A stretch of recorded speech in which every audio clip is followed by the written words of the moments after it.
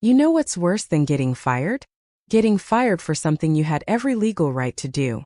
My boss thought he was untouchable. He thought rules didn't apply to him. He thought firing me for taking my approved leave would bury me in silence. But what he didn't realize was that he had just handed me the sharpest weapon I could ever use against him. This is the story of how one illegal firing turned into the most satisfying revenge of my life. My name is Samantha Miller, and this is how I went from being a loyal, hardworking employee to the woman who brought her arrogant boss to his knees. Hi, my name's Samantha Miller. At the time this story began, I was 29 years old, working at a mid-sized marketing firm in downtown Chicago. On paper, I was living the kind of life people told me I should be grateful for: stable income, a career in a competitive industry, and the chance to climb the corporate ladder. But as anyone who's ever worked in an American office knows, on paper and in reality are two very different things. I wasn't some lazy slacker. If anything, I was the opposite. I was the kind of employee who stayed late to make sure the client had what they needed, the one who double-checked the data when no one else cared enough to. I had built a reputation with clients who trusted me more than they trusted my own manager. Honestly, that should have been a red flag. Because every time a client complimented me in front of my boss, I could see his jaw tighten, his eyes narrow, like my success was somehow a threat to him. His name was Richard Hayes. Picture the kind of guy who thinks management is about intimidation, not leadership. He was in his late 40s, always wearing slick suits like he was auditioning for a role on Suits or Billions, but beneath that polished exterior, he had the temperament of a spoiled teenager. The kind of boss who believed loyalty meant sacrificing your weekends, your family, your health, and still smiling about it. At first, I thought maybe I was overanalyzing. Maybe Richard was just old school. But over time it became clear. This wasn't old school. This was toxic. He had favorites, the guys who played golf with him on weekends, the ones who laughed at his terrible jokes in meetings. And then there were the rest of us, people like me who were there to work, not stroke his ego. Despite that, I did my job. I did it well. But outside of work, life was moving too. My younger brother was getting married in Colorado. My mom, who'd raised us as a single parent, was so excited she could barely talk about anything else. And me? I wasn't going to miss it for the world. Now, here's the thing about working in the US. At least at companies that pretend to play by the rules, you're entitled to paid time off, PTO. And in cases like mine, when you're requesting time for family reasons, there are federal protections too. The Family and Medical Leave Act, FMLA, exists so that employees don't have to choose between their jobs and their families. I wasn't abusing the system. I wasn't lying. I did everything by the book. I submitted my leave request 6 weeks in advance. I filled out the HR forms. I even made sure to wrap up my ongoing projects and leave detailed notes for the team, so they wouldn't be left scrambling while I was away. HR approved it without hesitation. Enjoy the wedding, they said. Don't worry, you've earned this. But Richard, he didn't congratulate me. He didn't even acknowledge it. Instead, in our next team meeting, he glanced at me and said, "So, we'll see if this project survives without you, huh?" It was half a joke, half a jab. Everyone laughed nervously. I just smiled politely, but inside I felt the tension coil. It wasn't the first time he'd taken digs like that, and something told me it wouldn't be the last. The weeks leading up to my leave were tense, to say the least. Richard started nitpicking my work in ways that didn't make sense. A presentation that had wowed the client? He claimed I relied too much on visuals. A campaign strategy that had just been approved? He called it sloppy even though he'd signed off on it himself. It felt like he was laying the groundwork for something. But I tried not to dwell on it. I told myself he's just stressed. Once I'm back from the wedding, things will smooth out. Looking back, I wish I'd listened to my gut. Because the truth is, Richard wasn't stressed. He was planning something. And I was walking right into it. The morning I left for my brother's wedding, I felt light. For the first time in months, I wasn't rushing through emails before my coffee even brewed. I wasn't glued to my phone during breakfast, bracing for another urgent message that was never actually urgent. Instead, I was on a plane to Colorado, sitting next to my mom, watching her flip through the wedding itinerary like it was the most exciting novel she'd ever read. For those few days, I felt human again. I danced with my brother at the reception, watched my mom cry happy tears, laughed with cousins I hadn't seen in years. I didn't once check my work email. I didn't feel guilty. I didn't feel like I was letting anyone down. Because I'd earned this leave. It was mine. But the moment I stepped back into my apartment in Chicago, suitcase still in hand, reality hit. I tried logging into my work laptop to clear out emails before my first day back. But my credentials didn't work. Password error. I thought maybe I'd forgotten it in wedding mode haze. Tried again. No luck. So I pulled out my phone and opened the company email app. Same thing. Access denied. My stomach dropped. The next morning I walked into the office early, thinking it was some technical glitch. But when I swiped my badge at the front entrance, the light turned red. Not green. Red. The security guard gave me this awkward look, like he didn't know what to say, then buzzed me in manually. That should have been my clue. But part of me was still clinging to denial. When I got upstairs, my desk was empty. My things, framed photo of my mom, my brother's wedding invite I'd pinned to my corkboard, even the little cactus plant I kept by my monitor, gone. What the hell? I whispered under my breath. That's when I got the email notification on my personal phone. Subject line, meeting with HR urgent. I walked down the hall like a ghost. My heels echoed too loud on the polished floor. People glanced at me, then quickly looked away, the way coworkers do when they know something you don't. Inside the HR office sat Melissa, the head of HR, and of course Richard. Please sit, Melissa said, her voice soft but rehearsed. Richard leaned back in his chair, arms crossed, smirk on his face like he'd already won something. Melissa cleared her throat. Samantha, we've reviewed your recent absence. Unfortunately, we've determined it qualifies as job abandonment. I blinked. Excuse me? Job abandonment? I filed for PTO. HR approved it. I have the emails, the forms, everything. Richard interjected, voice smooth but dripping with condescension. Samantha, sometimes loyalty means more than paperwork. The team was under immense pressure while you were gone. Deadlines slipped. Clients were upset. We needed you and you weren't here. I turned to Melissa, my heart pounding. That's not true. The projects were on track. I prepped everything. And this isn't about loyalty, this is about rights. You approved my leave. Melissa looked uncomfortable, glancing at Richard before speaking. The decision has already been made. Your employment has been terminated. Effective immediately.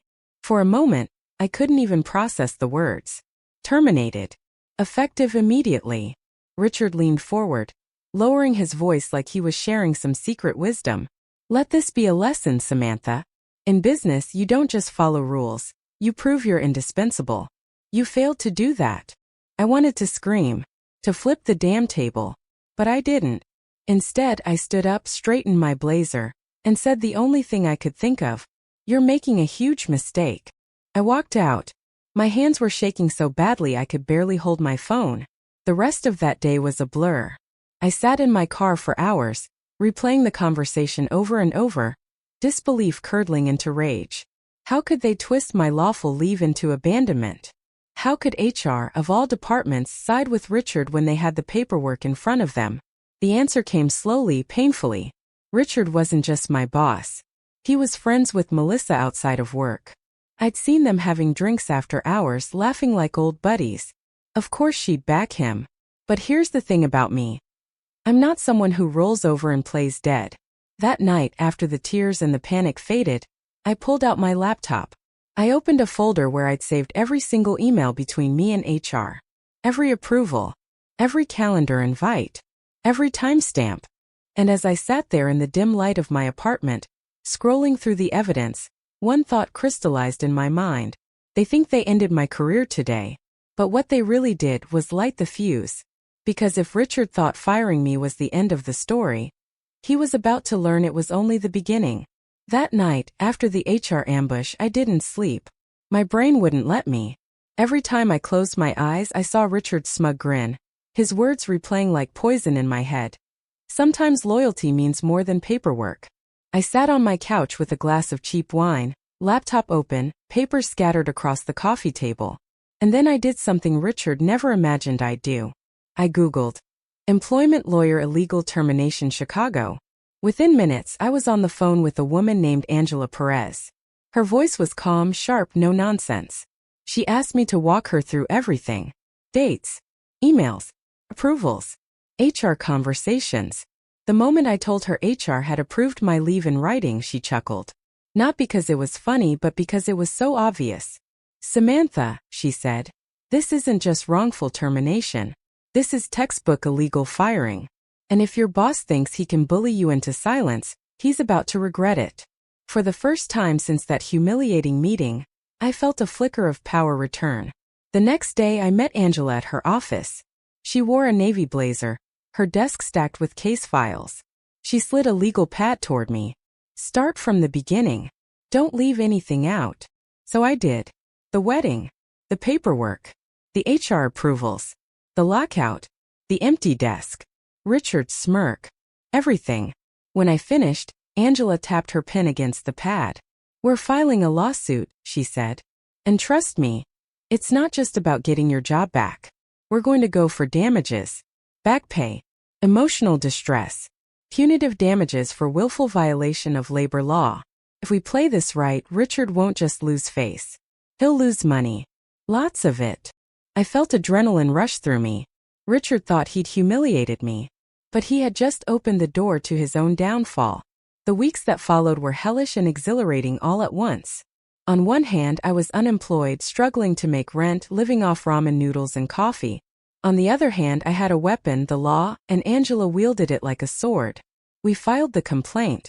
The company's legal team responded with cold, dismissive language. They claimed my leave was unauthorized.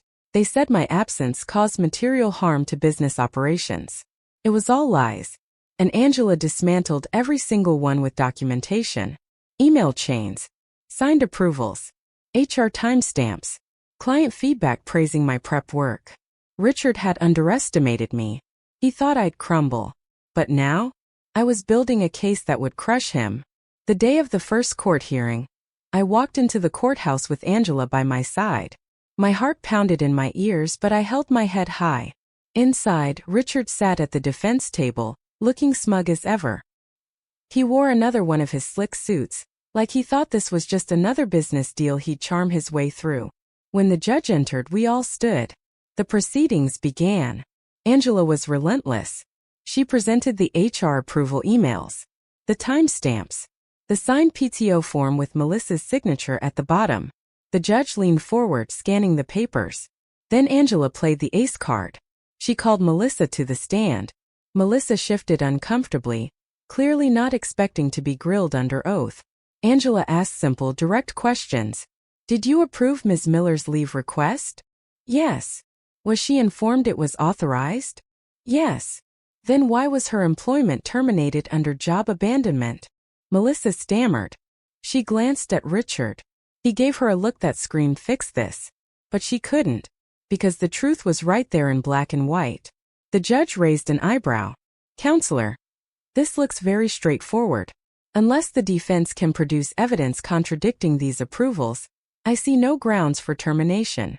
Richard's lawyer scrambled, trying to argue about loyalty and business needs. The judge cut him off. "Loyalty is not a legal standard. Policy is. And your client clearly violated it." For the first time, I saw Richard's mask crack. His jaw clenched. His smug smile disappeared. Weeks later, the ruling came down. Wrongful termination, violation of federal employment law. I was awarded back pay, damages, and additional compensation for emotional distress. The company was fined. Richard was cited personally in the complaint for willful misconduct. But the story didn't end there. The case hit the local news. Headlines screamed, "Chicago marketing exec found guilty of illegal firing." Clients started pulling their accounts. Nobody wanted to work with a company known for violating employee rights. The board of directors, desperate to salvage their reputation, called for Richard's resignation. And just like that, the man who thought he could fire me without consequences was fired himself.